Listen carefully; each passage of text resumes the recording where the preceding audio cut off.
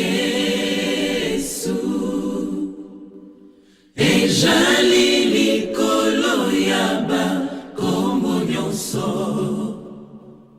Nalola pe awanase.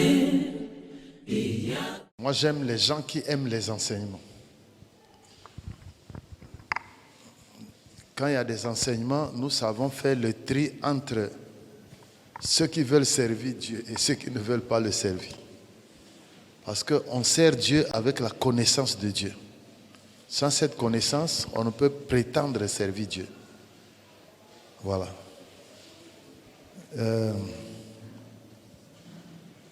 Quand c'est le moment des enseignements, regardez, prenez Jean 6, Jean chapitre 6.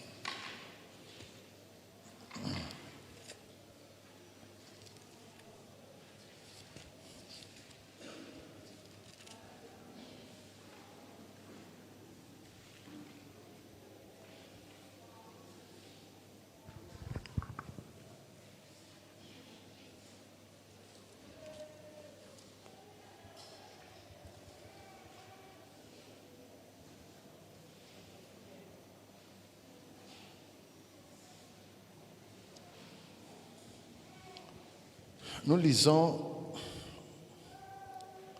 le verset 14. Ce récit se passe après le miracle de la multiplication des pains. Quand les gens ont mangé du pain, le verset 14 dit, ces gens ayant vu le miracle que Jésus avait fait, disaient, celui-ci est vraiment le prophète qui doit venir dans le monde. Et Jésus, sachant qu'ils allaient venir l'enlever pour le faire roi, se retira de nouveau sur la montagne, lui seul. Alors, ça c'est la première chose. Quand les gens ont mangé, ils ont vu les miracles. Ça c'est le groupe des gens qui connaissent les œuvres de Dieu, mais ils ne connaissent pas les voies de Dieu. Et quand ils mangent, ils commencent à dire des choses. Alors, nous continuons un peu. Jésus a commencé à parler à tous ceux qui avaient vu ces miracles et qui avaient mangé du pain. Alors, à un moment, il leur dit, regardez le verset 26. Le verset 26. Jésus leur répondit, en vérité, je vous le dis, vous me cherchez, non pas parce que vous avez vu des miracles, parce que vous avez mangé des pains et que vous avez été rassasiés. Maintenant, il leur dit, vous me suivez parce que vous avez mangé du pain, vous avez vu ces miracles-là. Il leur dit, travaillez non pour la nourriture qui périt, mais pour celle qui subsiste. Donc, il leur montre que pour le suivre, nous ne devons pas le suivre parce qu'il nous donne à manger. Parce que le manger et le boire, ce sont des choses passagères. Attachons-nous à lui pour sa parole. Maintenant, il continue. Je vais prendre le verset.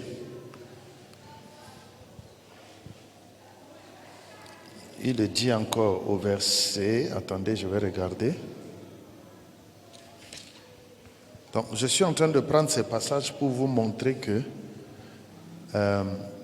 il y a des gens qui fuient les enseignements parce qu'ils ne comprennent pas. Parce que quand Jésus a multiplié les pains, les gens l'ont suivi, il comprenait pourquoi les gens le suivaient. Ils ne le suivaient pas pour être sauvés, pas à cause de la parole, mais pour le pain quotidien. Vous voyez ça, non? Maintenant, c'est en ce moment, c'est dans ce chapitre que Jésus maintenant vient leur dire, maintenant, venez manger mon corps et venez boire mon sang.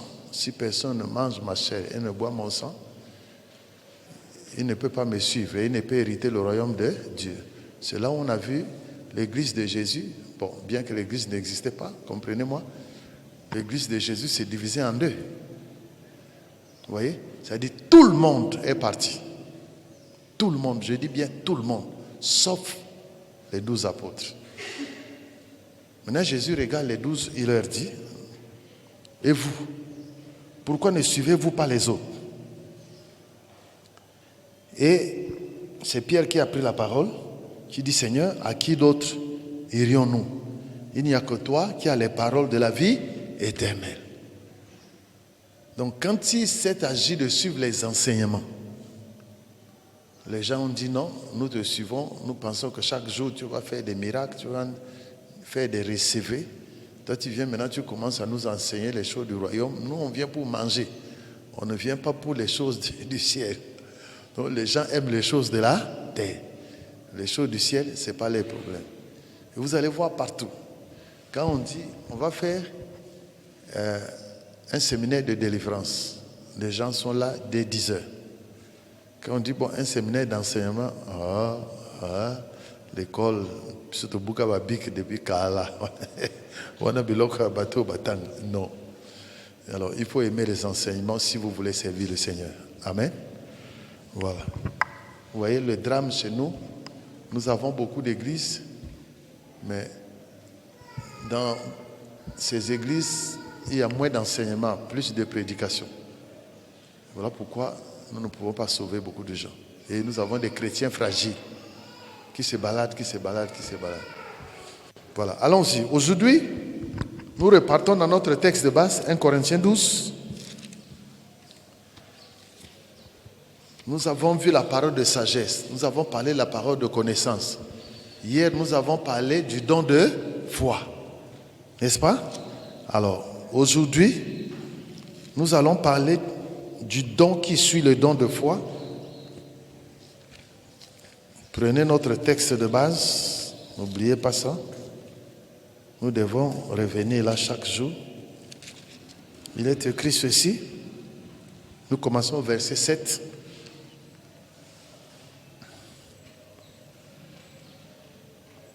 Or, à chacun, la manifestation de l'Esprit est donnée pour l'utilité commune. En effet, à l'un est donné par l'Esprit une parole de sagesse, à un autre une parole de connaissance selon le même Esprit. À un autre, la foi par le même Esprit. À un autre, le don de guérison par le même Esprit. Alors, aujourd'hui, nous allons parler du don de guérison. Voilà. Est-ce que tu es prêt avec moi? Le don de guérison. J'ai pris que j'ai le temps de saisir tout ça pour que je rende le document disponible. Mais le don de guérison. Voilà. Alors, le don spirituel de guérison, c'est la manifestation surnaturelle. C'est la manifestation surnaturelle de l'Esprit de Dieu. Je dicte seulement cette partie, le reste vous allez noter avec votre propre français. C'est la manifestation surnaturelle de l'Esprit de Dieu, guérissant le corps sans moyens humains. Donc c'est la manifestation surnaturelle de l'Esprit de Dieu, guérissant le corps sans moyens humains. La manifestation surnaturelle de l'Esprit de Dieu, guérissant le corps sans moyens humains. Je peux continuer, non? Tu as écrit ça? Ajoute ceci. Il est la guérison surnaturelle. Ajoute ça. Il est la guérison surnaturelle d'une maladie. Il est la guérison surnaturelle d'une maladie ou d'une infirmité. Écris vite. Ou d'une infirmité sans moyens humains. Sans moyens humains d'aucune sorte. Sans moyens humains d'aucune sorte. Je vais expliquer. Sans moyens humains d'aucune sorte. pour la délivrance de tout mal fonctionnel. Pour la délivrance de tout mal fonctionnel. Pour la délivrance de tout mal fonctionnel, organique ou nerveux. Organique ou nerveux. Pour la guérison de tout mal fonctionnel, organique ou nerveux.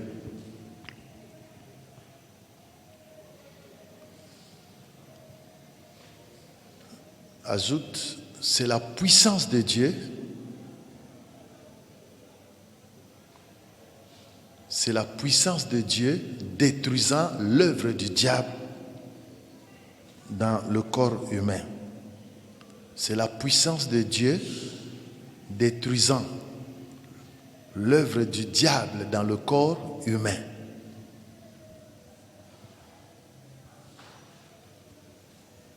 Voilà. C'est la puissance de Dieu détruisant l'œuvre du diable dans le corps humain. Voilà. Donc ça veut dire que parmi les 9 dons spirituels, il y a le don de guérison. Ici, quand il y a le don de guérison, c'est qu'il y a une manifestation qui ne vient pas de l'homme, mais qui vient de lui-même, Dieu, ou de l'Esprit de Dieu, dans le but de guérir le corps de l'homme. Vous savez que depuis la chute, que tu sois le plus spirituel des êtres, ton corps est déjà déçu et il peut tomber malade. Quel que soit ton degré de sanctification ou de spiritualité. À cause de la chute de l'homme, le corps de l'homme est appelé à tomber malade. Et un jour, il est appelé à tomber définitivement. Parce que sinon, on aurait Moïse ici, on aurait Abraham, on aurait Isaac, Jacob, David et tous les autres. Où sont-ils? À cause du péché, un jour, ils sont tombés malades et ils sont morts. Donc ça veut dire que toi qui m'entends aujourd'hui, un jour aussi tu vas mourir si le Seigneur ne revient pas. Si le Seigneur revient, tu auras la grâce d'être enlevé sans passer par la mort physique. Tu seras transformé. Mais si le Seigneur ne revient pas, on ne parlera plus de toi. Et le ciel ne va pas tomber parce que toi tu es parti. Alléluia. Voilà. Donc j'ai dit que quand Dieu guérit le corps de l'homme par le don de guérison, aucun moyen humain n'entre en action. Je vais dire, l'homme ne tripote pas des médicaments ou autre chose pour que la guérison vienne, mais ça vient par la puissance de Dieu, même s'il le manifeste au travers d'un homme, mais l'homme n'a aucune part dedans. C'est-à-dire, si Dieu veut te guérir par moi, je ferai ce que Dieu a dit. Impose-lui les mains, je t'impose les mains.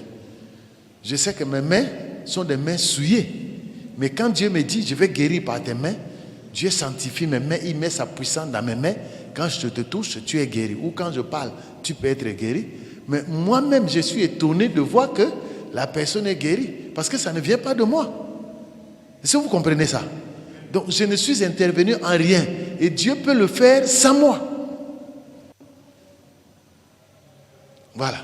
Il peut le faire sans que je ne touche une personne.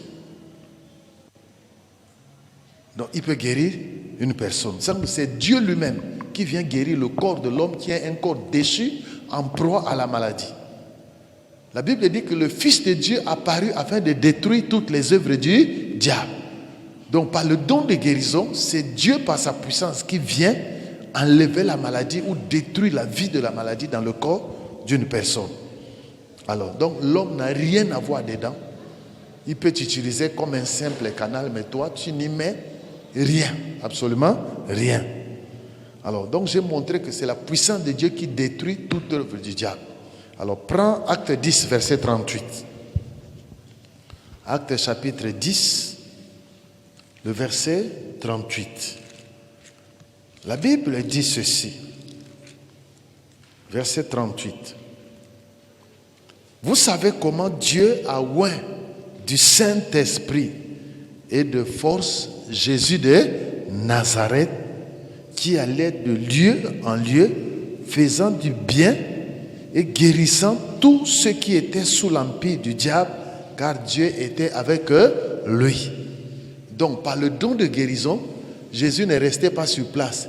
Il allait croiser les gens dans leur environnement, là où ils souffraient, là où ils avaient beaucoup de problèmes, pour leur donner la guérison. Il leur faisait du bien. Alors, j'ai parlé d'un verset ici. Le Fils de Dieu apparu afin de détruire toutes les œuvres du diable. Je dis, par le don de guérison, la puissance de Dieu vient pour détruire les œuvres du diable dans nos vies. Vous savez que la maladie, nous en donnerons plusieurs causes si on a le temps.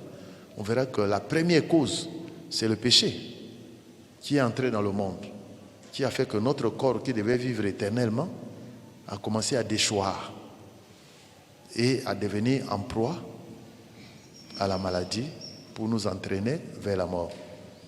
Dieu n'avait pas créé l'homme pour qu'il meure. Dieu avait créé l'homme pour vivre éternellement.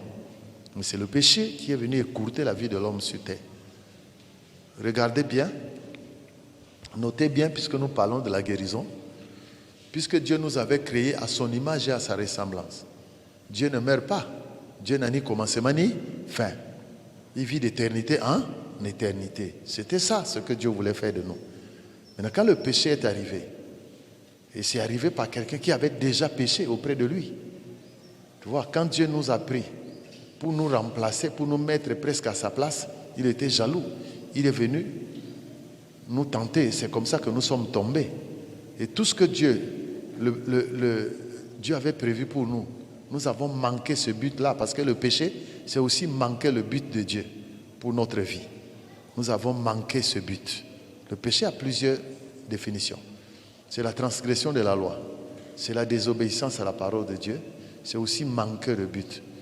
Et le péché veut aussi dire que si tu sais faire le bien, tu ne le fais pas, c'est que tu commets un péché. Tu vois ça? Alors, donc, notre vie a été écourtée.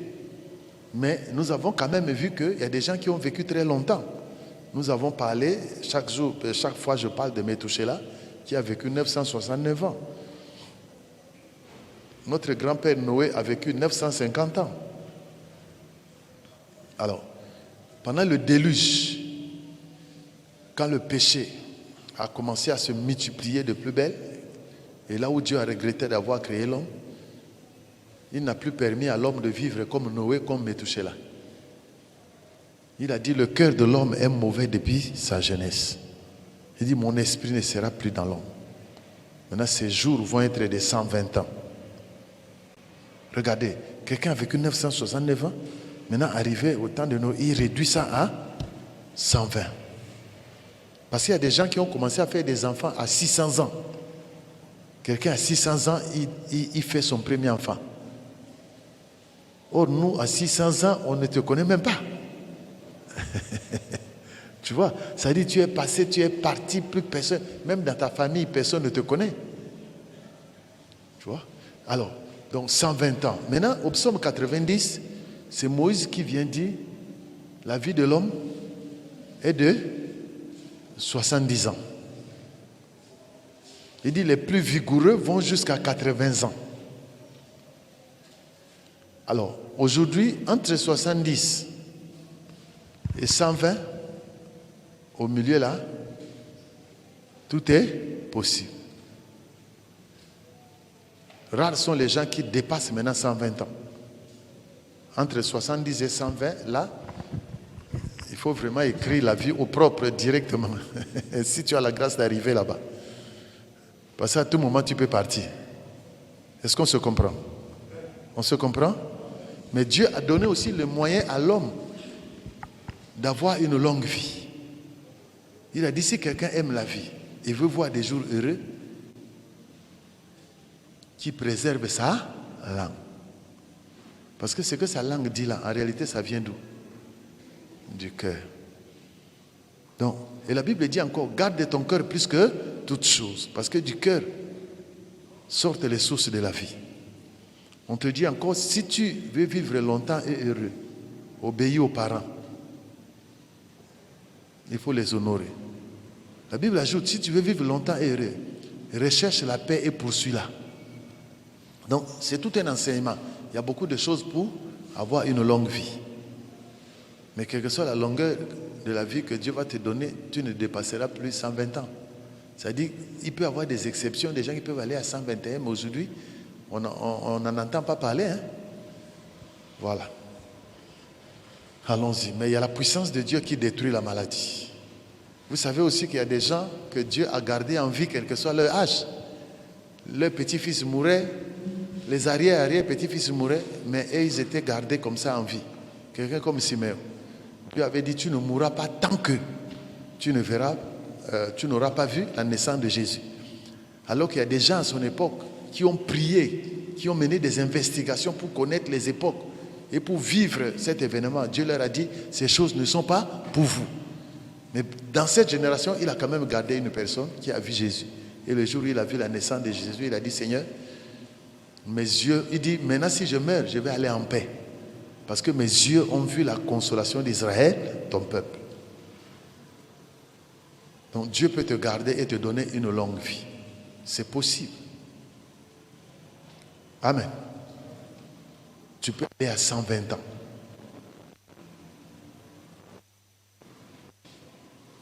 Moi, mon père, il est encore vivant. Il est né en 1923. Essayez de calculer. Il a quel âge? Né en 1923. Il a 99 ans, non? Voilà. Il n'a pas perdu ses dents. Il voit.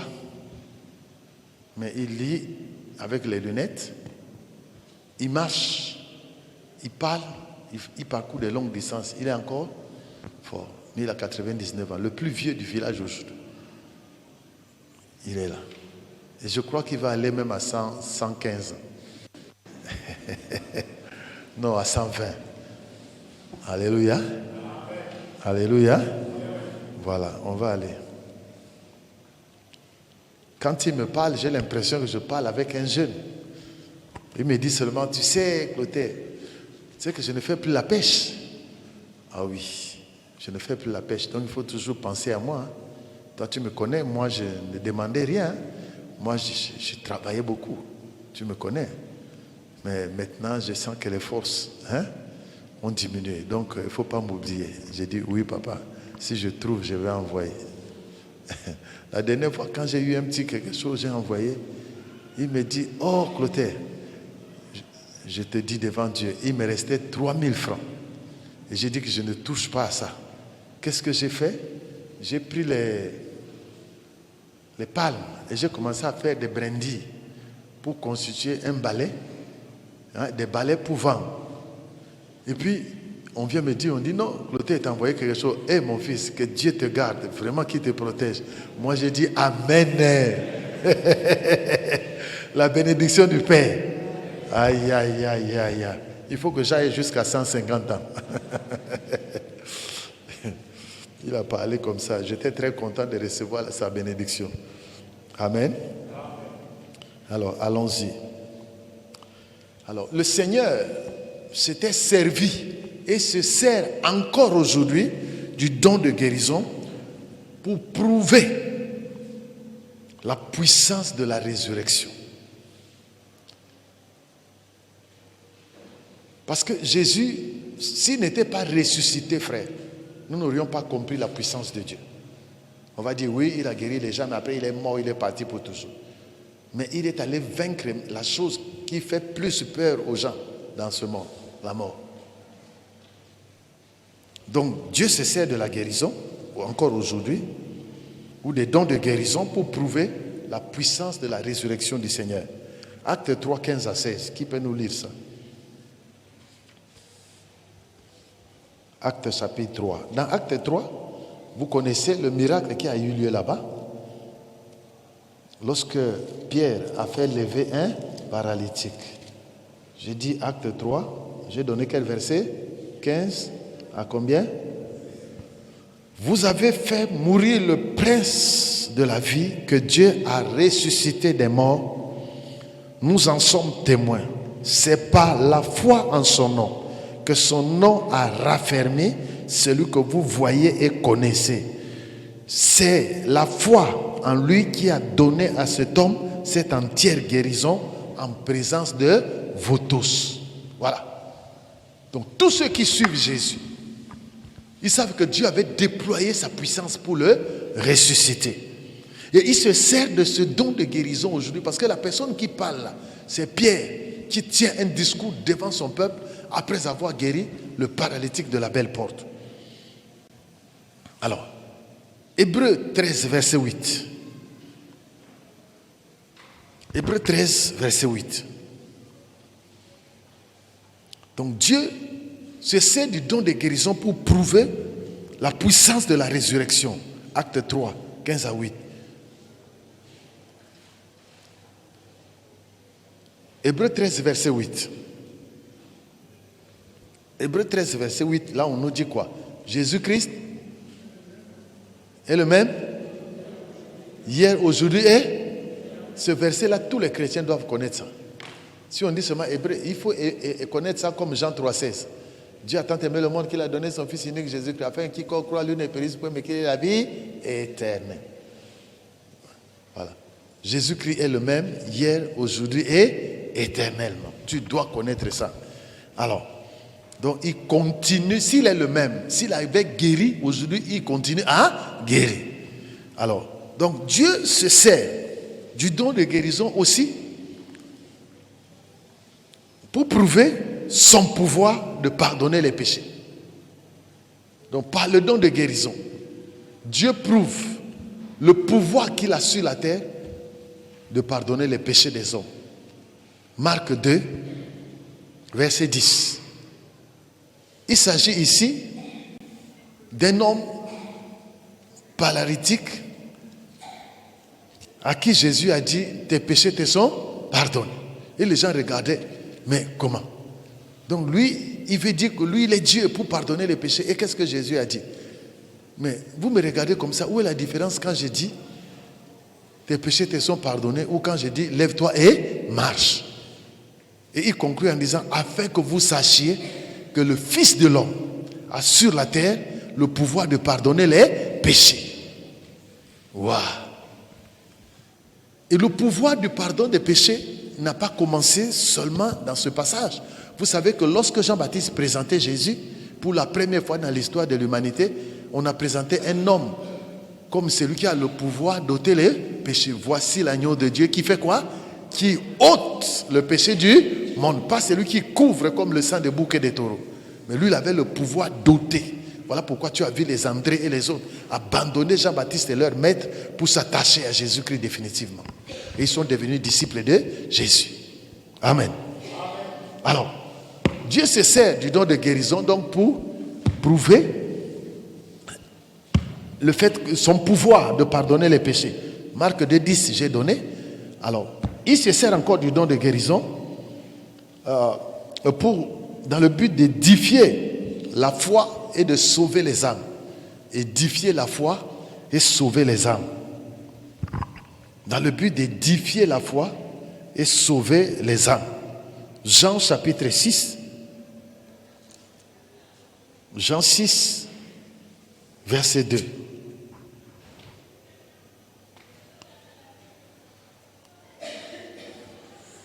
Une grande foule le suivait parce qu'elle voyait les miracles et qu'il opérait, les miracles qu'il opérait sur les malades. C'est-à-dire, chaque fois qu'il y avait une guérison, les gens confessaient Jésus comme étant Dieu, ils confessaient Jésus comme étant Seigneur, ils confessaient Jésus comme étant le prophète qui est descendu, ou Dieu qui est descendu parmi les hommes. Très important. Parce qu'il y a un séminaire que nous allons tenir pendant ces grandes vacances où nous allons parler des miracles. De bout en bout, nous allons faire ce séminaire sur les miracles. Et chaque jour, nous allons prier pour susciter des miracles. Depuis le premier jour jusqu'à la fin. Je crois qu'on va passer une semaine pleine dans le séminaire sur les miracles. Et on va prier pour les gens. Je serai là. C'est moi qui vais tenir ça. Je vais regarder parmi mes enfants que je vais prendre dans la prière ceux qui manifestent les dons de guérison. je vais les appeler. Les miracles, je les prends. Je vais parler, pas quand je vais prier, je peux dire passe là-bas, passe là. Moi je prends ici, nous allons prier. Et je sais que ça sera un séminaire qui sera grave. Je sais de quoi je parle. Je n'ai pas encore fait ça ici. Mais j'avais fait ça une fois à Pointe-Noire, à l'église de Faubourg. Dès que j'ai prié le premier jour, alors c'était fini. Le deuxième jour, l'église de Faubourg est très vaste. Le deuxième jour, le troisième jour, il y avait un débordement. Parce que quand ils ont vu une vieille femme et un vieux papa se lever et jeter les bâtons, c'était fini, c'était parti. Et des vieilles personnes qui ne pouvaient plus marcher. Et c'est ce que les gens aiment, non? Et même toi, tu aimes ça. Moi-même aussi, j'aime ça. Alors, alléluia. Alors, regarde. Dieu se sert encore du don de guérison. Et la Bible dit, nous avons lu ce verset, non? Une grande foule le suivait parce qu'elle voyait les miracles qu'il opérait sur les malades. Donc, quand il y a des miracles, quand il y a des guérisons, les gens viennent. Parce que, regardez, les gens ont trop de problèmes dans le monde. Et nous ne voulons plus des gens qui nous en ajoutent. Mais quand toi tu viens avec des solutions, les gens s'attachent à toi. Et donc nous devons être des gens qui apportent la solution au milieu des souffrances. Les gens souffrent beaucoup, je vous dis. Les gens souffrent, mais ils ont besoin de la main de Dieu. Allons-y. Dieu se sert encore du don de guérison pour confirmer sa parole. Parce que vous avez vu que ce seul miracle a fait que beaucoup de gens s'attachent au Seigneur. Pour confirmer sa parole. Marc 16, 16 à 18.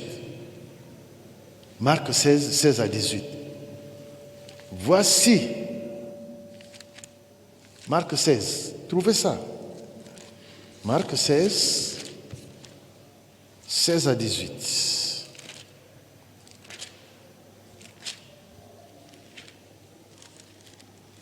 Alors, allons-y. Marc chapitre 16.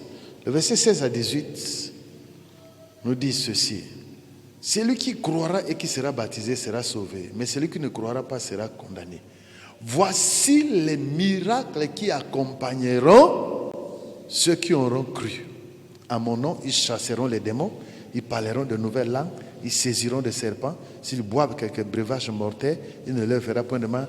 Ils imposeront les mains aux malades et les malades seront guéris. Les gens aiment beaucoup plus ce là, à la fin là. Parce qu'il dit le serpent, où est-ce que je vais aller le voir pour le saisir? Non. Ils imposeront les mains aux malades, les malades seront guéris. C'est-à-dire, la guérison confirme la parole de Dieu. Ou la vérité de la parole de Dieu. Voilà. Donc Dieu se sert de la guérison pour confirmer la puissance de la parole. Voilà. Nous avons lu, nous avons donné le verset. Alors, le don de guérison vient glorifier le nom de Dieu et bénir son peuple. Le don de guérison vient glorifier. Dieu se sert du don de guérison pour glorifier son nom. Pour glorifier son nom et bénir son peuple. Marc 2, 12. Marc 2, verset 12. Pour glorifier son nom et bénir son peuple.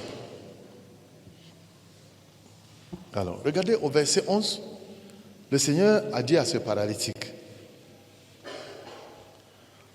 Ici, il s'agit de cet homme qui était malade qu'on a amené. Il y avait beaucoup de gens dans la maison. Ses parents sont allés ouvrir la toiture pour le faire descendre par la toiture afin qu'on le descende juste là où Jésus est. C'est là la question que quelqu'un avait posée hier. Est-ce que la foi de l'entourage peut guérir un malade? Ici, c'était la foi de l'entourage. Les gens sont venus, ils avaient tellement de foi que Jésus devait guérir cette personne. Ils ont ouvert la toiture et ils ont fait descendre, puisqu'il y avait beaucoup de gens par l'entrée, par la porte, ils ne pouvaient pas accéder à Jésus. Mais ils sont allés sur le toit Ils ont ouvert le toit et ils ont fait descendre le malade. C'est là où Jésus l'a vu et a dit, tes péchés te sont pardonnés. Les gens ont dit, oh, oh. Il dit alors, où est la différence quand tu dis, quand je dis tes péchés te sont pardonnés, ou lève-toi et marche, afin que vous sachiez que le Fils de l'homme a sur la terre le pouvoir de pardonner les péchés. Voilà, c'était la foi de l'entourage. La femme cananéenne, non, syrophénicienne, oui, cananéenne, c'était sa foi qui avait fait que sa fille soit guérie. Donc si nous avons la foi, nous amenons un malade, par notre foi, Dieu peut guérir un malade. Amen. Amen. Voilà. Parce qu'il y a des gens parfois qui arrivent, qui n'ont plus leur faculté, ils sont tellement malades qu'ils ne sont plus conscients de rien, sinon seulement de leur souffrance. Donc il faut que d'autres agissent. Notre foi peut sauver notre enfant, notre foi peut sauver notre femme, notre frère peut sauver notre soeur. Allons-y. Et puis, je te l'ordonne, dit-il au paralytique, lève-toi, prends ton lit et va dans ta maison.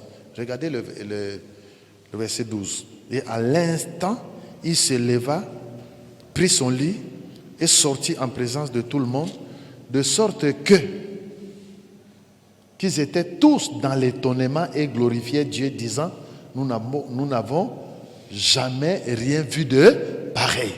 Quels sont ceux qui réagissent comme ça? Ce sont les gens.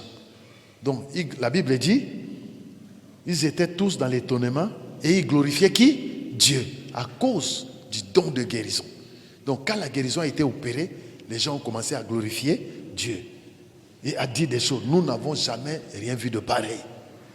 Donc la guérison donne gloire à Dieu.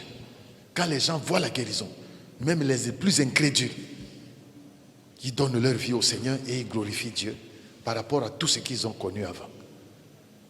Voilà. Dieu se sert encore du don de guérison pour donner l'épreuve de son amour, de sa compassion, de sa miséricorde et de sa fidélité. Donc les dons de guérison permettent à Dieu de donner l'épreuve de son amour. Il donne l'épreuve de son amour, l'épreuve de sa compassion, l'épreuve de sa fidélité et l'épreuve de sa miséricorde. Donc l'épreuve de l'amour de Dieu, l'épreuve de la compassion de Dieu, l'épreuve de la miséricorde de Dieu, l'épreuve de sa fidélité. Est-ce que vous savez que chaque mot que je viens de prononcer, ici c'est un thème d'enseignement. J'ai déjà enseigné sur la miséricorde ici. J'ai pris plusieurs jours pour parler de la miséricorde. C'est un cœur sensible à la pitié. Tout ce qui parle de miséricorde, ça a trait au fruit des entrailles. L'amour que tu as pour ton enfant. Quand Dieu parle de sa miséricorde, il dit, est-ce qu'une femme oublie-t-elle l'enfant qu'elle allait? C'est comme le jour où Joseph, on a amené son cadet Benjamin. La Bible dit, ses entrailles étaient émues. Parce que Bazabane et Amosopo, Moko. Tu vois, quand ta femme, quand ton enfant, moi, Nazobela, parfois, moi, la pongi, tu es en train de surveiller. Tu peux oublier un téléphone dans un taxi. Jamais tu peux oublier un bébé. Ton bébé un jour dans un taxi. Hé, bébé, qui est un taxi? Jamais. Mais Dieu dit que son amour pour nous est plus que l'amour d'une mère pour son nourrisson. Il dit, une mère oublie-t-elle l'enfant qu'elle allait? Quand bien même elle oublierait, moi l'Éternel, je ne t'oublierai jamais. Le fruit des entrailles. Aïe, aïe, aïe. Ça, c'est bien. Alors, est-ce qu'on peut aller? Alors, donc je vais maintenant dire que de nos jours, comme autrefois, par un seul miracle de guérison, par une guérison surnaturelle, frère, on peut remplacer 4 années d'évangélisation. Si un homme que tout le monde savait mort, bon là je vais dans le domaine du miracle, non, quelqu'un que tout le monde connaissait avec des os dehors, si cet homme-là revient à la bonne santé, je vois que plusieurs personnes qui ont connu cet homme viendront au Seigneur. Regardez, lorsque nous étions en train de prier, où on était en retraite chez le frère Baïs derrière la télé, on m'a amené un homme Et après, la personne est partie en France. Quand elle est revenue, vous voyez notre corps là. Et elle est loco, il y a Pam. C'est-à-dire, quand je viens, je vois cet homme, c'est un colosse. Ndenga Komaki. Ni quoi oyo ebimi. Vous voyez, Ndenga va dessiner que squelette. Les os des bassins ici, Nyoso et Bimi. C'est-à-dire, quand je suis arrivé, j'ai dit, oh, il est devenu comme ça. Et il ne pouvait plus parler. Donc, a commis squelette. C'est-à-dire, quand je m'approche, je disais à sa femme, à Okufate, à Robika, ah, papa, ce qu'on commis au total 2 fois, tu vois, pas bengi motowaye à Sambeli Maramoko à Bimi à Kelibela. Elle dit, ah, n'a pas de souhaité passer motowaye à Robika. Là, le baki toko bonde. Mais je vous parlais de lui ici. C'est un gros homme comme ça. Et lancé. Lui qui n'était plus avec sa femme. Après 25 ans de divorce, ils se sont remariés. Parce que c'est grâce à sa femme. Ils se sont remariés. Je vous parlais de lui ici. Qui se rappelle? Ah, ils se sont remariés. Sa femme conduisait les femmes ici. Allez voir ce frère. Aujourd'hui, comme Théa. Quand je l'ai connu, il n'est pas Ebalembongue. Mais c'est des choses. C'est-à-dire, quand je le vois, je dis que Dieu est vivant. Frère, nous autres, on dit que c'est ce type-là, il avait chassé sa femme. Il dit, même les enfants, je te donne cadeau. J'étais diplomate. Nous avons quitté ici. On me laisse aller. Mais par le don de guérison à Télim. Ah, Seigneur. Au moni, quand on parle du don de foi, ils ont bien. Parce que ils ont malade, quand tu arrives devant lui, tu condamnes même la personne qui t'a appelé pour prier pour lui. Tu dis, lui là, il me tente ou bien. C'est comme cet homme-là. Ce lui va prier pour lui. Frère. Ou bien, ok, au Bondeli, au Monier, foi ici. Vous savez qu'à prier pour le Wakasambe, au Bibino Kim Libela. Oh Jésus. C'est-à-dire, une seule guérison spectaculaire, surnaturelle, sauve plus des âmes que les sermons de 4 ans. 2 choses ont propulsé les églises ou l'église primitive au niveau des effectifs. C'est vrai qu'il y avait l'évangélisation. Tous ceux qui étaient là, ils évangélisaient. Mais les miracles sont venus s'ajouter à l'évangélisation parce que la prédication de Pierre a sauvé 3000 personnes sans miracle. Mais quand il a guéri le paralytique, ils ont bondi, ils sont allés à 5000. Après, on ne donnait plus de chiffres, on disait de plus en plus. Le nombre d'hommes et femmes augmentait de plus en plus. Donc, une croissance au-delà des chiffres, où on ne pouvait plus nommer, donner un chiffre. Il se faisait par les apôtres telle chose. Et le nombre ne faisait qu'augmenter. Les miracles ont boosté l'église primitive. Donc, nous devons rechercher les miracles, non pour nous glorifier, mais pour que le nom du Seigneur soit glorifié et pour gagner les âmes. N'oubliez pas que le but principal du don de guérison, c'est de sauver les âmes. Quand les gens voient ça, ils donnent leur vie au Seigneur. Nous allons voir. Quand nous allons faire ce séminaire, venez suivre ça. Vous allez voir. Quand Jésus guérit, il ressuscite le fils de la veuve de Naïm. Les gens disent, oh, Dieu est descendu parmi son peuple. Et les gens ne quittaient plus le Seigneur. Et les gens venaient remplir les réunions de Jésus. Voilà pourquoi les pharisiens étaient jaloux. Ils n'ont pas cherché à tuer Jésus pour rien. Parce que l'église Nabango est qui vidée. Tout le monde ne suivait que Jésus.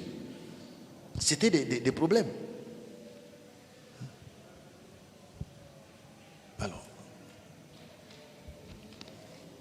Donc, ce don-là de guérison, nous devons le rechercher. Il est important pour la marche de l'Église. Il est important pour les défis contre Satan, contre les œuvres du diable. Aujourd'hui, nous avons besoin que ce don se manifeste dans l'Église et dans plusieurs enfants de Dieu. Pas seulement chez les conducteurs. Parce que dans l'évangélisation, vous pouvez arriver quelque part. Quand le Seigneur envoie les 12, il dit, allez-y, guérissez les malades, purifiez les lépreux, ressuscitez même les morts. Donc partout où vous allez évangéliser, les conducteurs ne sont pas avec vous. Vous avez besoin de ce. Vous voyez un malade, vous n'allez pas dire, attendez, on va aller appeler le pasteur. Non. Vous êtes là, priez. Et comment vous allez savoir que vous avez le don de guérison si vous ne pouvez pas prier pour les malades? Quand vous arrivez, il y a un malade, priez pour le malade. Vous verrez que vous allez venir ici, non pas pour nous dire qu'il y a un malade là-bas, vous allez venir nous témoigner ce que Dieu a fait par vos mains. Et nous voulons vivre ça. Waouh! Le Seigneur a donné ça.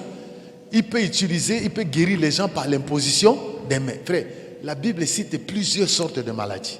S'il n'y a pas le don de guérison, à un certain moment, Satan va commencer à sauter chaque jour dans les rues de Brazzaville. Et même à l'intérieur des églises. Nous avons besoin de ce don.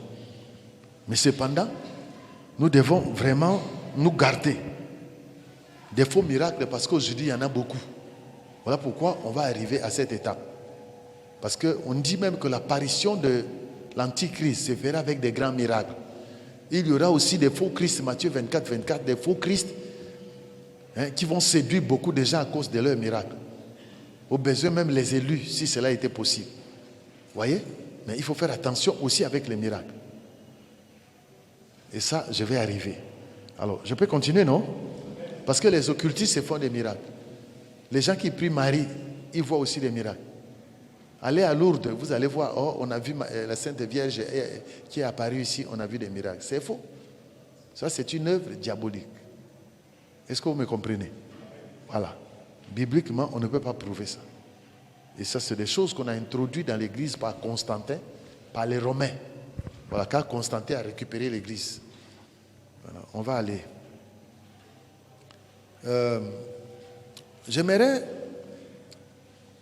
donner un peu quelques exemples bibliques, parce qu'on va arriver au niveau des maladies dont nous parle la Bible. Bon, j'ai dit que la guérison peut se faire par imposition des mains. Vous le savez, non? Voilà. Généralement, bon, lisez un peu Marc 6, verset 5.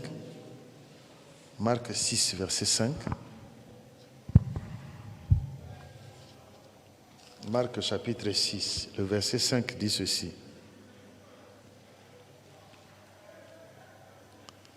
Il ne put faire là aucun miracle, si ce n'est qu'il imposa les mains à quelques malades et les guérit. Là, il s'agit de qui? De Jésus lui-même. Jésus aussi a imposé les mains aux gens. Mais dans Marc 16, on dit, vous imposerez les mains aux malades. Non, ils imposeront les mains aux malades et les malades seront guéris. L'imposition des mains, c'est un moyen biblique de communiquer quelque chose. Parce que ceux qui ont déjà reçu l'enseignement sur l'imposition des mains, dans l'imposition des mains, il y a la communication de quelque chose. Ça peut être une guérison ou un don spirituel. Voilà. Mais l'imposition des mains, c'est aussi une identification à la personne. Ça, c'est un autre enseignement. Je ne vais pas aller là-bas. Mais je vais prendre quelques exemples bibliques de la guérison. Si nous commençons, nous allons dans les actes des apôtres. Ici, vous savez que Jésus a guéri beaucoup de malades. Ça, vous le savez, n'est-ce pas? Alors, si on parle de Jésus, on va se dire, oui, lui, il était Seigneur, oui, mais Jésus est venu sur la terre, il était 100% homme et 100% Dieu. Est-ce que vous savez ça? Il n'était pas 50% homme, 50% Dieu. Quand il était homme, il était vraiment un homme. Il avait besoin de dormir, il avait besoin de manger, il avait besoin de marcher, il avait besoin de se reposer. Plusieurs fois, Jésus avait faim. Chez les Lazare, Jésus montrait que vraiment c'était un champion de la nourriture. Il mangeait beaucoup. Vous voyez ça? Jésus, même quand il est ressuscité, il a vu les gens, il dit, avez-vous à manger là? Il a mangé. Bon, là, il avait déjà un corps spirituel, hein? Même s'il pouvait prendre, en tant que Dieu, il pouvait prendre le corps physique. Mais Jésus était 100% homme. Il a marché sur la terre, il est né comme tous les autres enfants, même si chez lui, le Père, c'était le Saint-Esprit. Mais il a marché sur la terre comme un homme. Il a exercé le ministère, il est mort. Gloire à Dieu parce que lui, il était ressuscité. Alors, prenons quelques exemples bibliques. Nous parlons du paralytique de la belle porte dans Actes chapitre 3.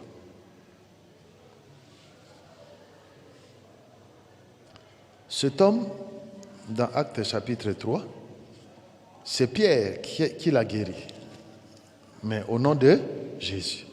Vous connaissez cet homme qu'on déposait devant la porte du temple à cause de son état. Il ne pouvait pas entrer dans le temple, il ne pouvait pas exercer le sacerdoce.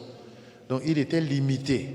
On venait le laisser là non pour avoir la chaleur qui sort de la prière, mais pour demander de l'argent, parce que c'est un homme qui ne pouvait pas travailler. C'était un handicapé total. Maintenant, quand Pierre et Jean viennent, ils lui disent, nous n'avons ni or ni argent pour te donner. D'abord, Pierre lui a dit, regarde-nous. Bon, il voulait seulement dire que nous étions, même si nous n'étions pas impotents comme toi, mais on était des hommes de rien. Après, il dit, nous n'avons ni or ni argent pour te donner, ce que nous avons, nous te le donnons. Le besoin de cet homme, c'était de recouvrer l'usage de ses pieds, même si les gens lui donnaient de l'argent. Et quand Pierre et Jean sont arrivés, on lui a montré son vrai besoin. Au nom de Jésus, on lui a dit, nous n'avons, non, je n'ai ni or ni argent. C'est-à-dire, ce que tu cherches là, en réalité, ce n'est pas ton besoin. Ton besoin, ce n'est pas l'or, parce qu'on t'a donné l'argent depuis longtemps, tu es resté là et tu reviens là tous les jours. Ton vrai besoin, c'est autre chose. Le jour où Dieu va satisfaire ton vrai besoin, on ne te trouvera plus ici. Parce que les gens entraient, sortaient, lui, il était toujours là. Mais quand on dit au nom de Jésus, lève-toi et marche, il a connu son vrai besoin, il a recouvré l'usage de ses pieds, et la Bible dit, il n'est plus resté là, il est entré dans le temple. Et ce jour-là, il a dansé plus que tout le monde, puisque sa danse a attiré l'attention de tout le monde. Et les gens regardaient, c'est lui ou c'est pas lui? Il y en a qui disaient, c'est lui. Non, non, c'est quelqu'un qui lui ressemble. On a reconnu que c'était lui. Donc le don de guérison change notre condition, ça change notre statut. Vous voyez, ça change notre état. Et ça donne aux gens de nous reconsidérer. Et ça nous redonne de la valeur. Et les gens glorifient Dieu quand ils nous voient. Lorsque nous avons été l'objet d'une guérison miracle. Et tout le monde parle de Dieu au travers de nous. Et même si quelqu'un veut douter de la puissance de Dieu, notre présence seule suffit pour fermer la bouche de plusieurs personnes. Oh Seigneur, cet homme s'est levé. Et quand Pierre priait pour cet homme, il dit, au nom de Jésus, lève-toi et marche. Parce que Jésus est venu détruire ces œuvres-là que le diable a plantées dans la vie des individus. Waouh, cet homme a reçu sa délivrance. Et l'homme qui raconte ces choses, c'est un médecin. C'est Luc. Vous savez que Luc a écrit 2 livres, l'évangile de Luc et les actes des apôtres. Donc, en tant que médecin, compagnon de voyage de Paul, il racontait les guérisons qui ont eu lieu par la main puissante de Dieu. Pas par les comprimés qui traînaient par-ci, par-là dans sa trousse. Non. D'ailleurs, il avait abandonné, il avait déserté l'hôpital. Il s'est attaché à un pasteur pour raconter les miracles qui se faisaient sans les médicaments. Quand le médecin veut te guérir, il te prescrit une ordonnance, va en pharmacie, va acheter. Ce n'est pas lui qui te guérit là. Il dit, va prendre le médicament. Donc lui, en fait, il ne fait absolument rien. Tout ce qu'il a fait, c'est de bosser les noms des médicaments que les autres ont fabriqués. Et il se gonfle là pour rien. Vous voyez ça? Alors, mais cet homme-là venait, il regardait comment Paul, comment Pierre et les autres. Mais lui, en fait, au niveau de... Lui, il voyageait avec Paul. Alors, au temps de Pierre, parce que vous savez que même pour écrire l'évangile, lui n'a pas marché avec Jésus. Mais il dit dans son premier livre qu'il a fait des recherches exactes auprès de ceux qui ont marché avec Jésus. Voilà pourquoi il raconte tout le ministère de Jésus comme s'il était là. Maintenant, chez les apôtres, lui, il voyageait avec Paul. Maintenant, il parle ici de Pierre qui a précédé Paul dans le ministère. Et il raconte les choses dès que ça s'est passé. Il ne dit pas qu'il y avait un comprimé. Il dit c'était au nom de Jésus. Donc le médecin lui-même, il confirme. Il dit, Pierre a dit, je n'ai ni or ni argent pour te donner, mais ce que j'ai, je te le donne. Au nom de Jésus. Frère, là où tu es, même si tu n'as pas l'argent, même si tu n'as rien, mais tu as quelque chose. Donc ne dis jamais, je n'ai rien. Tu as quelque chose. Oh, je n'ai personne comme le paralytique de la piscine de Bethel. Je n'ai personne. Quand l'ange descend, je n'ai personne pour aller me jeter. Non. Et c'est lui qui vient là, qui lui a parlé. Il y a tel miwana na moto, il y a qui au conteneur. Non. Tu as quelque chose et tu as quelqu'un. Alors cet homme-là s'est levé. Et les gens ont commencé à donner gloire à Dieu. Vraiment gloire à Dieu. Les gens étaient contents. Moi, j'aimerais qu'on regarde un peu comment les choses se sont passées. Regarde. Nous sommes dans Acte 3. Acte 3. Regarde un peu comment les gens vont réagir à cette affaire. La Bible dit au verset 7, et le prenant par la main droite, il le fit lever. Au même instant, ses pieds et ses chevilles devinrent fermes. D'un saut, il fut debout et il se mit à marcher. Il entra avec eux dans le temple. Est-ce qu'avant lui, il entrait dans le temple? Il est entré avec eux dans le temple, marchant, écoute bien, sautant et louant Dieu. Est-ce qu'on dit ici que Pierre commençait à l'aider? Oh, on va aller, va vers l'estrade. Non. Lui-même, il marchait, il sautait et il louait Dieu. Est-ce que quand on lui donnait 100 francs, il louait Dieu? Tout le monde le vit marchant et louant Dieu. Il reconnaissait que c'était celui qui était assis à la belle porte du temple pour demander l'aumône. Et il fut rempli d'étonnement et de surprise au sujet de ce qui lui était arrivé. Comme il ne quittait pas Pierre et Jean, tout le peuple étonné accourut vers eux au portique de Salomon. Ils ont commencé à approcher les apôtres. Et l'homme était là. Tu pouvais douter comment? C'est un homme à qui vous donniez de l'argent. C'est vous qui l'avez déposé là. Tous les jours, vous le voyez là. Maintenant, ils sont venus, ils l'ont guéri. Vous allez douter de ça comment? Voilà pourquoi quand les gens voulaient leur faire des problèmes, on disait non. Il est aujourd'hui visible qu'un miracle a été opéré par leurs mains. Et quand les gens voulaient nier, ils viennent là, ils voient l'homme. On dit oui. Même Lazare. Quand Jésus avait dit, on appelle mais c'est nous qui l'avons enterré. On l'a enterré 4 jours déjà. Vous allez nier aussi ça? Frère, toi tu étais au cimetière, non? C'est pas toi qui comblais le trou là. Alors, Lazare a fait quitter. Vous savez, en français on dit il n'y a pas pire aveugle que celui qui ne veut pas voir.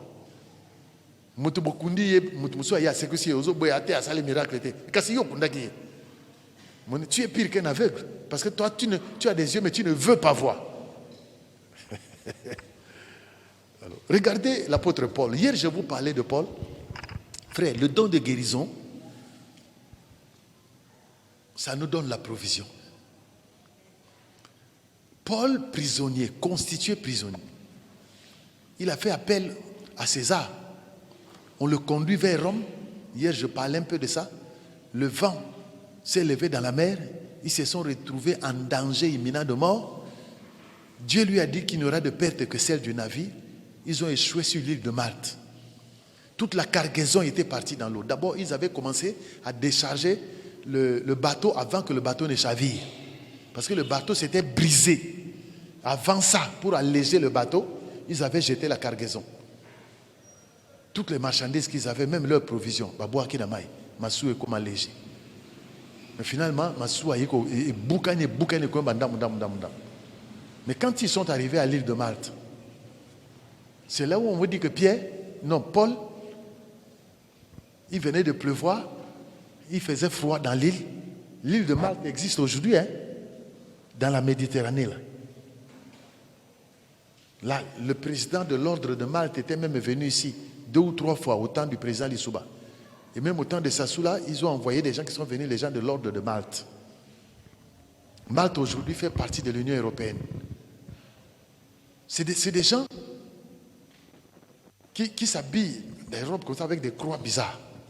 Et lui, le bateau échoue là-bas et tous les prisonniers et le chef du bateau, le Julius, le geôlier, le capitaine, tout le monde est arrivé là-bas. Alors, ils ont fait un feu. Paul commençait à ramasser les brindilles pour attiser le feu. Il y a une vipère qui est montée sur sa main. Les gens ont dit, ah, il y a un bikinamai, il y a une vipère et matière dans le boc. Et suyé, donc, moto yo, aza moto mabe. Donc, malédiction Zolanda, il y a beaucoup de Badzeri, lui n'est pas mort. Ils ont changé de langage. Moto yo, le coup la bâtonnier sauté. Mais pendant qu'ils sont là, on vient leur dire, le chef de l'île ici, le président de l'île, a son père malade. Son père fait une forte fièvre et il souffre de la dysenterie. Il est près de la mort. L'apôtre Paul est parti. La Bible dit, il a prié pour le papa de Publius. Et cet homme était guéri instantanément. Prenez ça, prenez votre Bible. Nous sommes en train de voir des exemples bibliques. Allez là-bas dans les Actes des Apôtres.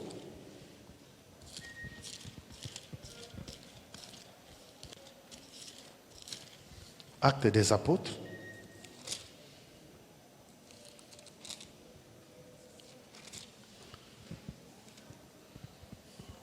Voilà, nous sommes au chapitre 27. Non, au chapitre 28, prenons 28. Une fois, je suis au verset 1er. Une fois hors de danger, nous reconnûmes que l'île s'appelait Malte. Les barbares nous témoignèrent une bienveillance peu commune. Ils nous recueillirent tous auprès d'un grand feu qu'ils avaient allumé parce que la pluie tombait et qu'il faisait très froid. Paul, ayant ramassé un tas de broussailles et l'ayant mis au feu, une vipère en sortit par l'effet de la chaleur et s'attacha à sa main. Quand les barbares virent l'animal suspendu à sa main, ils se dirent les uns aux autres, assurément cet homme était meurtrier, puisque la justice n'a pas voulu le laisser vivre après qu'il a été sauvé de la mer. Paul secoua l'animal dans le feu et ne ressentit aucun mal. Ces gens s'attendaient à le voir enfler ou tomber mort subitement. Mais après avoir longtemps attendu, voyant qu'il ne lui arrivait aucun mal, ils changèrent d'avis et dirent que c'était un Dieu. Il y avait dans les environs des terres appartenant au principal personnage de l'île nommé Publius, qui nous reçut et nous logea pendant 3 jours de la manière la plus amicale. Le père de Publius était alors au lit, malade de la fièvre et de la dysenterie. Paul s'étant rendu vers lui, pria, lui imposa les mains et le guérit. Suivez maintenant. Quelqu'un qui les a reçus, qui leur a témoigné son hospitalité, le père de cet homme tombe malade, Paul va, il impose les mains à ce papa, et ce papa-là est guéri instantanément. Et les gens étaient même étonnés. Ils disaient, mais ça, on dit que c'est un prisonnier, mais ça, c'est quel genre de prisonnier? Regardez la suite. Là-dessus, vinrent les autres malades de l'île et ils furent guéris. Donc la nouvelle est partie. On dit le papa du chef qui devait mourir. Les gens qu'on a recueillis là, les naufragés, l'un d'entre eux a prié pour le papa du chef et le papa du chef est guéri instantanément. Allez, tous les malades. Donc l'île a commencé à amener tous les malades vers Paul et la Bible dit que Paul a prié pour eux et ils étaient tous guéris. Écoutez maintenant le résultat. On nous rendit de grands honneurs. Donc on ne les voyait plus comme des prisonniers. On dit que mais ça, ce sont des gens que Dieu a envoyés ici pour nous sauver. On leur rendit de grands honneurs et à notre départ, on nous fournit les choses dont nous avions besoin. Vous voyez que le don de guérison leur a donné de la provision. C'est-à-dire, quand tu manifestes le don de guérison, frère, un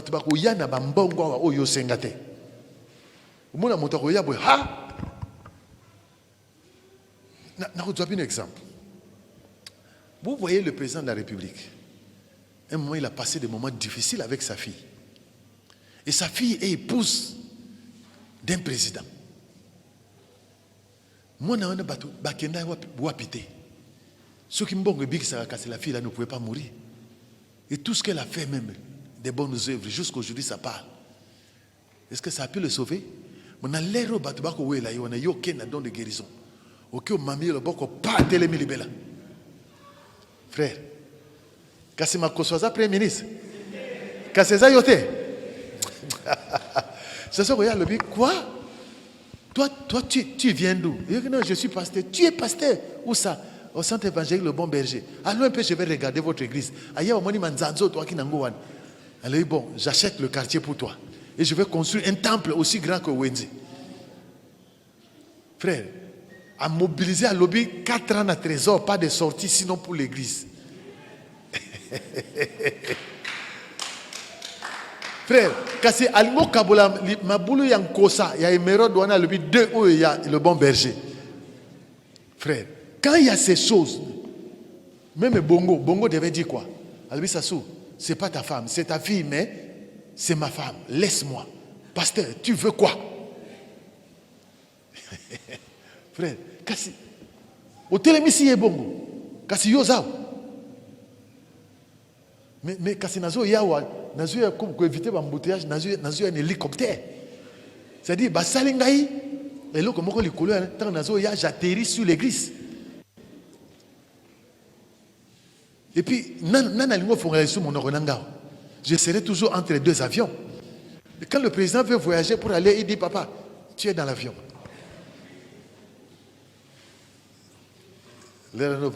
Alléluia. Que Dieu soit loué. Frère, tu ne seras plus comme les autres. Donc, il faut chercher ces choses, mais pour la gloire de Dieu. Pas pour ta gloire. Dieu ne fait pas ça pour ta gloire. Parce que toi, tu n'es rien. Il fait ça pour sa gloire à lui. Donc, nous avons besoin de ça. C'est-à-dire, ce qu'on a pu expérimenter par-ci, par-là, c'est petit. Petit. Nous voulons voir ces choses se faire. Et comme un courant dans la l'église. C'est vrai, en théologie, aujourd'hui, il y a 2 courants. Il y en a qui disent, non, les miracles sont passés. D'autres disent non, les miracles ne sont pas passés. Mais moi, je te dis que les miracles ne sont pas passés. Ceux qui disent que les miracles sont passés, ils ne disent pas que tous les miracles sont passés. Ils disent que les miracles peuvent se faire, mais pas de manière spectaculaire comme avant. Non. Ça peut se faire aussi de manière spectaculaire. Vous voyez ça? Alors, donc, le Seigneur est capable de le faire. Et par nous. Il y en a qui se sous-estiment. Ya. Suka moni mutu makasa ah wana amepana nga eske na okoka est-ce que okoka na makasi na yo ye pasali asala ngona makasi na ye non. Regardez cet homme là ba pesi bango biloko o bazaki nango kozanga tiba koma na Rome parce que le capitaine du bateau et le propriétaire du bateau et Julius le centenier bazaki li sune loroté. C'est grâce aux prisonniers que batu biloko et ils ont continué. La Bible dit après un séjour de 3 mois nous nous embarquâmes sur un navire d'Alexandrie qui avait passé l'hiver dans l'île et qui portait pour enseigne les Dioscures. Ils ont passé 3 mois là. Maintenant, dites-moi, avec un tel don, les 3 mois là, ils ont passé ça dans quelles conditions? D'accord, Paul disait qu'il plein, c'est-à-dire qu'avant la Mouka, c'est plein de monde. Plein de monde. Plein. 3 mois. Si j'étais devenu même plus que le chef. Ah, merci Seigneur. Est-ce qu'on peut continuer? On peut continuer? Voilà. Vous avez vu les gens faire toutes ces choses à cause de Paul. Alors, donc j'ai dit que la personne qui racontait ça, c'était Luc, le médecin. Il a vu beaucoup de malades venir, il les a vus guéris sur imposition de main de l'apôtre Paul. Alors, les gens étaient guéris. Prenez Acte 5, verset 15. Acte 5, verset 15. Et c'est Luc, le médecin, qui continue à raconter ces choses. Acte 5, verset 15.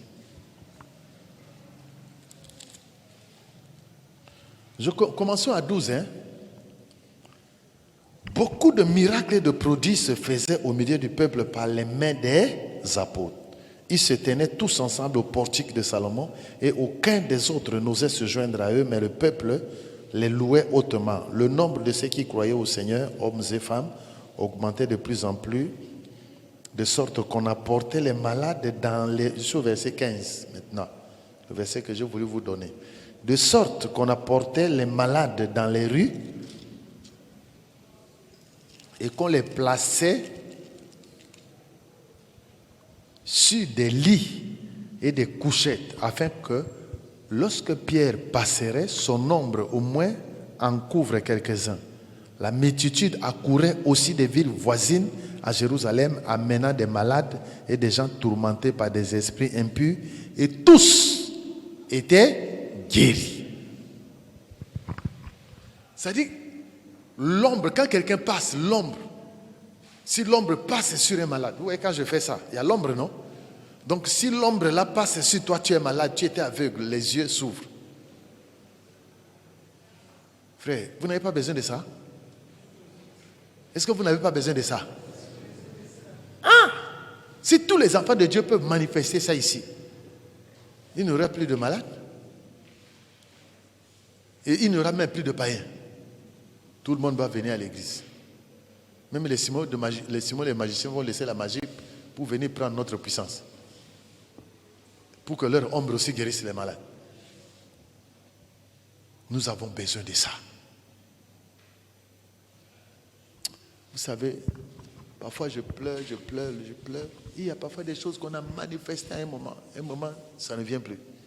Si tu te poses des questions, Seigneur, j'ai fait quoi? Regardez, allons-y. Ça. Actes des apôtres, chapitre 9.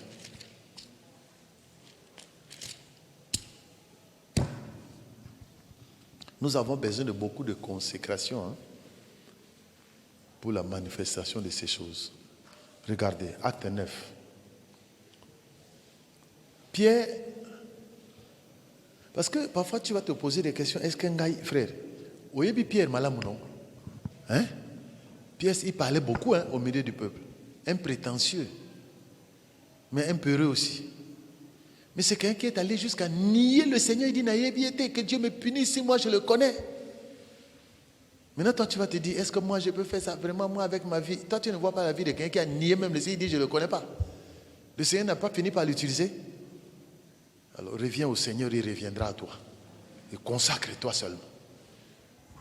Quand tu te consacres, tu vois toi-même comment les choses se passent. Nous travaillons pour Dieu. Quand tu te consacres, tu vois ce que Dieu fait avec toi. Nous avons commencé l'année ici. Nous avons pris un mois, du 5 janvier au 6 février. Au 5 février et le 6, on a clôturé. Nous nous sommes consacrés ici. Nous avons vu tout ce qui s'est passé. Les réunions de mercredi ici, même les dimanches, on ne fait pas des cultes comme ça. Les réunions de mercredi, quand tu viens, 14h30, 15h, l'église était déjà pleine. Papa, vous aimez seulement ça. Et vous voulez comme ça. Mais nous avons vu ça ici. Les gens ont commencé à évangéliser d'eux-mêmes sans qu'on ne leur parle. Ils ont commencé à amener plein de gens ici. Quand il y a la manifestation, les gens accourent toujours. Et voilà pourquoi, moi aussi j'ai dit, maintenant je vais prendre des moments où mais je vais enseigner. Vous venez comme ça, et aujourd'hui il va prier pour les malades. Quand je vous trouve là, je vous enseigne. Tu viens dans le piège. Enseigner, puis non. Vous avez l'impression de mettre 10 sous à rien. Vous avez recevé rien. Le boyo ta les sous après na bonde na yo le abandé les sous. Si mal le boyo nga enseigner yo. T'es na hôtel va plan vanter. Amen. Alors, allons-y. Lisons ce que Pierre a fait ici. Comme Pierre visitait tous les saints, je suis au verset 32, acte 9, 32. Il descendit aussi vers ceux qui demeuraient à Lyde. Il y trouva un homme nommé Aîné, couché sur un lit depuis 8 ans et paralytique. Pierre lui dit, Aîné, Jésus-Christ te guérit. Lève-toi et arrange ton lit. Et aussitôt, il se leva. Maintenant, écoutez, quelqu'un qui est resté malade pendant combien de temps? Depuis combien de temps? 8 ans. Attends, vous l'avez raté. Et il a été guéri. La Bible dit, et aussitôt, il se leva. Tous les habitants de Lyd et du Saron le virent et ils se convertirent au Seigneur. Cette conversion a eu lieu à cause de quoi? Je ne vais pas en bas parce que la partie d'en bas, la résurrection de Tabitha, on va parler de ça dans les miracles. Parce que quand vous regardez, quand après est né, Tabitha Dorcas a été ressuscité. Et vous allez voir encore comment les gens se sont ajoutés à l'église à cause de ce miracle. Donc, les miracles, les guérisons spectaculaires, surnaturelles, ça ajoute beaucoup de gens dans l'église. Et ça fortifie la foi des gens. Ça donne aux gens de se convertir d'eux-mêmes. Mais miracle, et ça que va se convertir. Donc, pourquoi tu bois un miracle? Et je dis que les jours qui vont venir, je vais tenir beaucoup de réunions de miracles. Je vais parler, je vais expliquer, et je prie pour susciter des miracles. Avant, je le faisais beaucoup. Je ne venais pas dire que je vais faire la réunion des miracles, mais je priais toujours Dieu pour des miracles. Et ça se fait. Là, je reviens. Les miracles. Tout un séminaire, on va se mettre là. Je parle, je dis, je viens, je parle des miracles. Les bienfaits des miracles. Comment les miracles se sont opérés. Quels sont les effets? Nous allons parler de ça. Et ça sera un grand moment. Il faut que les gens se consacrent. Je vais mettre l'église en jeûne et en prière. Et nous allons entamer ce moment-là. Moi-même, je me consacre. 8 ans malade. Et debout, moto atamboli. Comment les gens ne vont pas se convertir? Moto asaki na bino bomé, boyo kambolibi, yo bato baloba, nzamba za monene. Entel, kasakende ki déjà. Moi, quand on devait me tuer par le poison, c'est une femme, une fille, oyo biso, to bonde la kanae. Na ako tuanga wa meninga na rue Sainte-Anne wa, na simaya. Ya komina we na rue Sainte-Anne boy, na avenue oya, obengani Ngalefuru. Je suis allé voir une fille. Akuma muke, longi muke. Na kominga, un moto. Donc,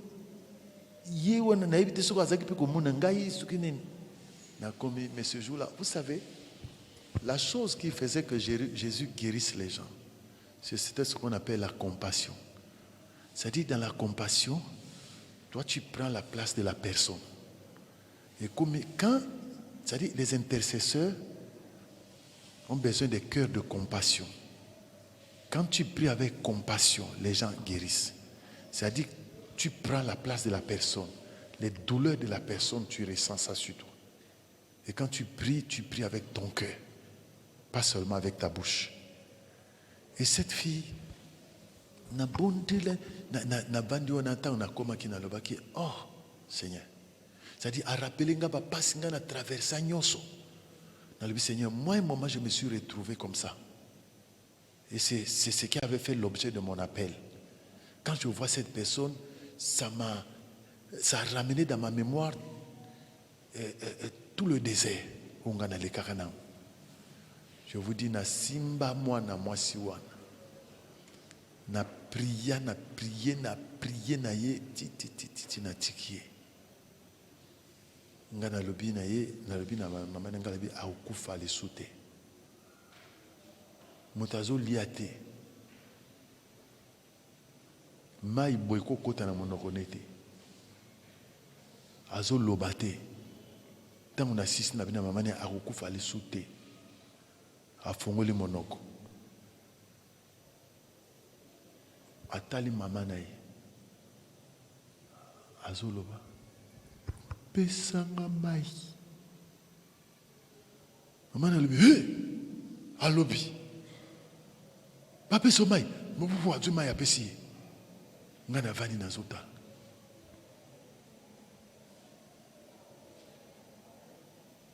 Hatongi. Babengi andimi. Babengi akumo yoka. Akumo loba. Mais après il fallait mon aïe. Akumo nene. Hatongi bien. Hatongi abiki. Akufite. Mais une fois, quand les gens avaient conspiré de me tuer, et c'est cette fille-là qu'on voulait utiliser. Elle a dit, Nani, Clotaire, est-ce que Binobo Yebinga?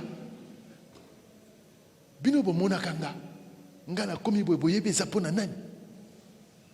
Si vous avez appris à un certain, quand j'ai commencé le bon berger, ici la fille, Benga journaliste, c'est sa conférence de presse. Alloba Makambo, Ndega pasteur Baza Batomabe. Ndega Luka Boma Baninga, c'est cette fille-là. Allez lui dire à Sala Makambo Wanate. Comme ça m'a permettre de à l'obate. Parce qu'après, bah, l'obanine, bah, pasteur, bah, église, na boy. Mais il y a bikaka na maboko nangai. Mais ce que ça a bongote, parce que mon collègue n'a melaka biloko. Puisque ça fait, c'est pas tout bazolia. Oh yanga wana na linga botika. Donc, ils ont makambo mingi. Parfois, quand vous voyez les gens, oh yeah, il ne veut pas rester avec les autres frères, makambo tu vas vivre, yo yébité. Mais moi, je suis avec tout le monde aussi. Hein. Pasteur.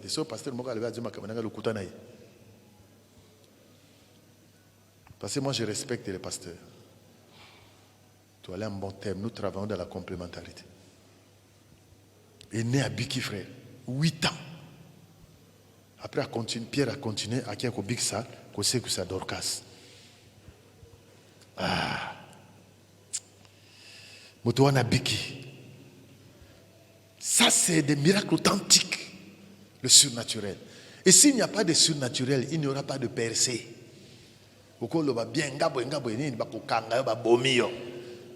Jean-Baptiste.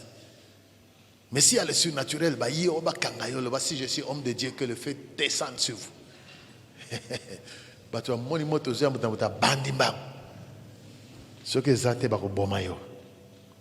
Et je vais t'apprendre que les miracles n'étaient pas seulement pour les apôtres. Parce que tu vas dire, oui, ils avaient marché avec Jésus, et donc c'est tout. Non, pas seulement avec les apôtres. Voilà. Il y a des serviteurs de Dieu pour lesquels Dieu a confirmé sa parole par des miracles. Nous en avons besoin. Et le Seigneur a dit que ces signes-là suivront tous les croyants. Pas seulement les apôtres. Tous les croyants, tels que nous sommes là. Si tu crois en Jésus, frère, Jésus a dit, tous ceux qui croient en moi, ils feront des choses que j'ai faites et ils feront des miracles beaucoup plus grands. Donc avec la foi, tu peux opérer dans la dimension du Seigneur. Le Seigneur t'a donné la possibilité de le dépasser. Voilà. Voilà pourquoi vous allez voir que quand l'église a commencé, il y a quelqu'un qui était diacre, qui ne s'est pas contenté de demeurer diacre. Il a commencé à faire des miracles avant plusieurs apôtres. C'était Étienne. Monique Babomier. Et quand ils ont tué Étienne, Dieu a élevé un autre diacre, Philippe. Quand Philippe est arrivé en Samarie, quel est le paralytique qui est resté paralytique? Même le magicien qui trompait les gens là-bas était obligé de venir s'attacher à lui pour recevoir le baptême. Donc il a guéri les gens. La Bible dit, quand les gens crurent à Philippe, qui prêchait le royaume des cieux, l'évangile du nom de Jésus. Et Philippe étant descendu dans la ville de Samarie, acte 8, à partir du verset 5, il prêcha Christ. Les foules tout entières étaient attentives à ce que disait Philippe lorsqu'elles apprirent et virent les miracles qu'il faisait. Car des esprits impurs sortirent de plusieurs démoniaques en poussant des grands cris et beaucoup de paralytiques et de boiteux furent guéris. Et il y eut une grande joie dans cette ville. Et c'est Ngoye Ponani. Parce que la solution est arrivée. Il y avait auparavant dans cette ville un magicien qui trompait les gens avec des faux miracles. Les gens pensaient qu'il disait c'est la puissance de Dieu qui est la grande. Mais la Bible dit, il y avait auparavant dans la ville un homme nommé Simon qui se donnait pour un personnage important, exerçait la magie et provoquait l'étonnement du peuple de la Samarie. Tous, depuis le plus petit jusqu'au plus grand, l'écoutaient attentivement et disaient, celui-ci est la puissance de Dieu, celle qui s'appelle la grande. Il écoutait attentivement parce qu'il les avait longtemps étonnés par ses actes de magie. Vous voyez que les actes de magie aussi peuvent captiver les gens. Voilà. Mais la Bible dit, mais, au verset 12, quand ils eurent cru à Philippe, qui leur annonçait la bonne nouvelle du royaume de Dieu et du nom de Jésus-Christ, hommes et femmes se firent baptisés. Simon lui-même crut. Et après avoir été baptisé, il ne quittait plus Philippe. Et il voyait avec étonnement les miracles et les grands prodiges qui s'opéraient. C'est-à-dire, là à Samarie, même l'étonnement était étonné. Regarde, demain, non, je vais faire un enseignement sur les miracles. Ce n'est pas mon séminaire là. Je parle d'un enseignement dans le cadre des dons spirituels, le don des miracles. Je vais vous donner des choses très importantes sur le miracle. Parce que quand vous dites, il y a des signes, il y a des prodiges, il y a des quoi. Le Nouveau Testament a été écrit en grec. Je vais vous donner les mots grecs qui parlent du prodige. Il y a des noms comme ça, non? Quand vous donnez à vos enfants le nom de Terata. Terata, c'est quoi? C'est des prodiges. Oui, Terata, c'est prodige.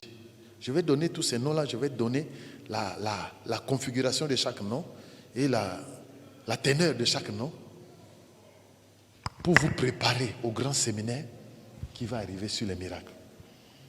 Alors, donc, j'étais en train de dire ici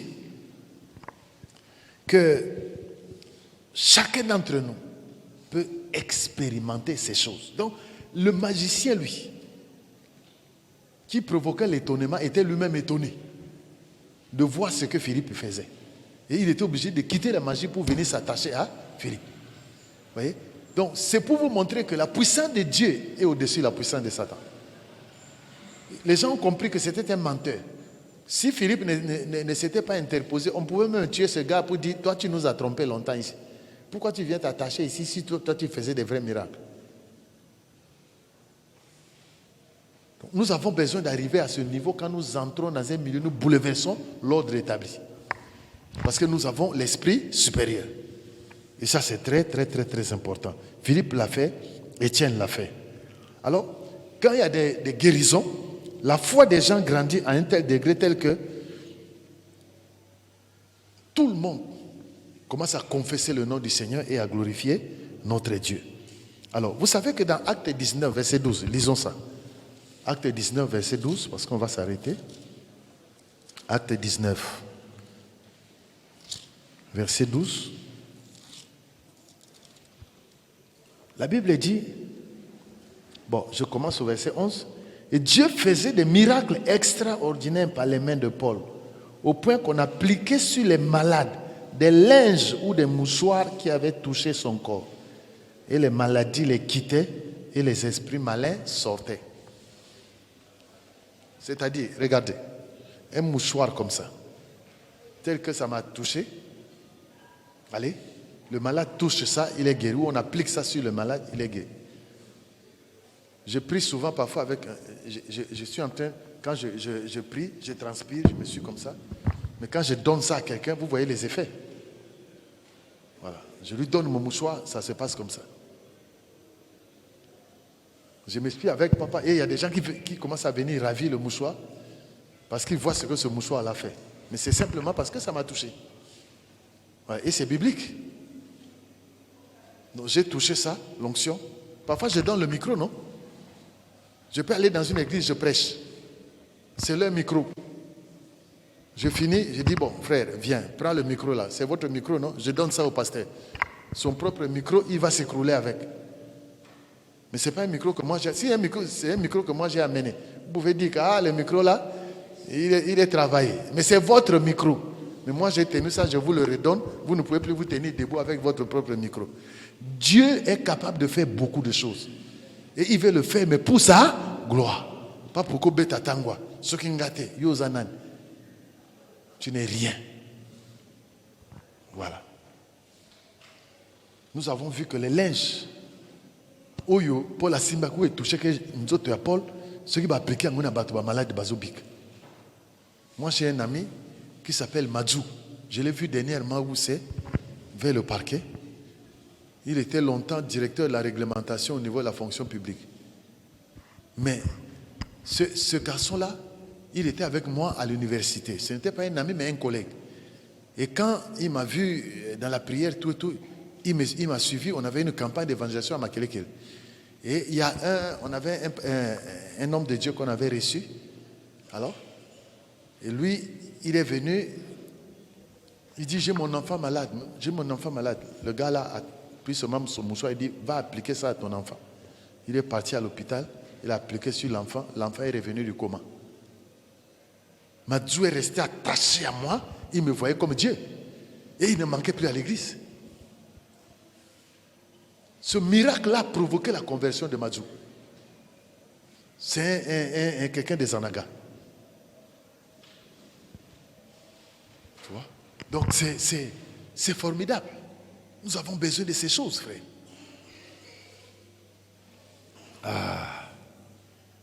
Hébreux 13:8, Jésus-Christ est le même hier, aujourd'hui et éternellement. C'est lui notre modèle. Ce qu'il a fait, nous aussi, nous allons faire ça. Hein?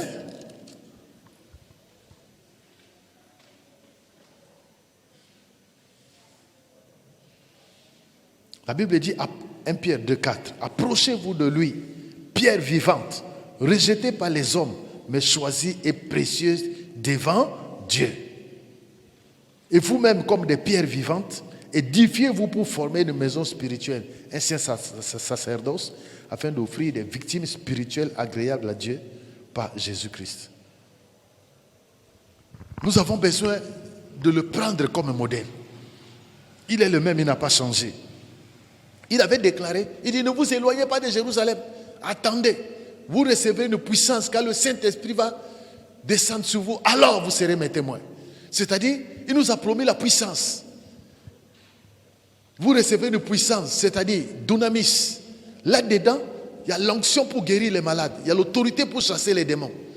Demain, je vais parler de ça dans les miracles. L'onction pour guérir les malades. L'autorité pour chasser les démons.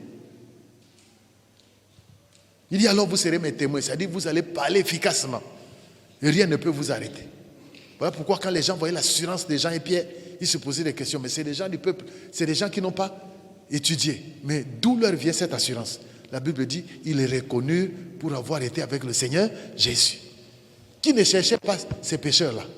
Tous les malades accouraient vers ces pécheurs. Des anciens pêcheurs de poissons qui sont devenus des pêcheurs d'hommes. Qui les considéraient comme des pêcheurs de poissons? Les gens ont commencé à leur accorder de la considération. On leur faisait des grands honneurs. Parce qu'ils étaient des gens qui apportaient la solution. Ils n'ajoutaient plus les problèmes aux problèmes. Mais ils apportaient des solutions. Et si tu es quelqu'un qui apporte la solution, les gens vont venir. Et partout, les prières sont exaucées. Les gens courent vers cet endroit. Alors, je vais m'arrêter. Parce que sur la guérison, vraiment... Parce que si je poursuis avec ça, on ne terminera pas. Hein? C'est un lot comme ça sur la guérison. Bon, hier j'avais touché une partie, mais on va poursuivre ça. Mais après. Mais dans le document que je vais faire saisir, vous aurez même des parties que je n'ai pas développées. Alors, Jésus, quand il envoyait les gens pour prêcher la parole, il leur demandait, il leur ordonnait de guérir les malades, de purifier les lépreux et même de ressusciter les morts. Nous ne pouvons pas aller prêcher la parole sans prier pour les malades. Dès que vous arrivez, priez. Dieu il confirme toujours sa parole. Il dit guérissez les malades. Quand il envoyait les 70, allez guérissez les malades. Quand il envoie les 12, c'est pareil. Donc nous ne pouvons pas aller prêcher la parole sans prier pour les malades. Faites ça. Et je vais te dire une chose. Beaucoup demandent le don de guérison, mais ils ne prient pas pour les malades. Comment vous saurez que vous avez le don de guérison si vous n'avez pas l'audace de prier pour les malades? Chaque fois que vous voyez un malade, vous appelez le pasteur. Vous-même, vous ne pouvez pas le faire. Comment vous découvrirez votre don de guérison? Comment saurez-vous que Dieu vous utilise dans la guérison? Alors, commencez dès maintenant. Commencez dès maintenant. Priez pour les malades. Le Seigneur va les guérir par vous. Cette promesse est également pour vous. Voici les miracles qui accompagneront ceux qui auront cru. Si tu as cru au Seigneur Jésus, frère, la guérison va te suivre. Amen. Alors, demandez le don. Je n'ai pas dit que partout où tu vas arriver, tu vas commencer à poser les mains n'importe comment aux gens pour dire qu'ils vont guérir. Le don de guérison, c'est que quand tu manifestes ça, les maladies résistent rarement. Tu vois, généralement nous prions pour les malades par la foi, non? Oui, Dieu a dit que vous imposez. Ça, c'est global. Maintenant, le don de guérison opère au-delà de ce que tout le monde fait. Donc, quand le Seigneur te dit dans le don de guérison, même là où les autres ont échoué, même là où ton pasteur a échoué, toi, tu arrives, tu réussis. Et ne dites pas, même le pasteur a échoué, moi j'ai pu. Non. Là, tu n'as pas compris. Alléluia. Je crois qu'aujourd'hui, on va s'arrêter là. Que Dieu vous bénisse.